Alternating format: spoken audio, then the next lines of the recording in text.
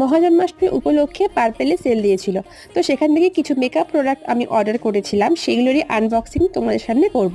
First যে ফাউন্ডেশনটা আমি নিয়েছিলাম সেটা হচ্ছে মেবলিন সুপারস্টে লুমি ম্যাট ফাউন্ডেশন, যেটা 30 আওয়ার্স স্টে করবে, এটা ক্লেম করেছে।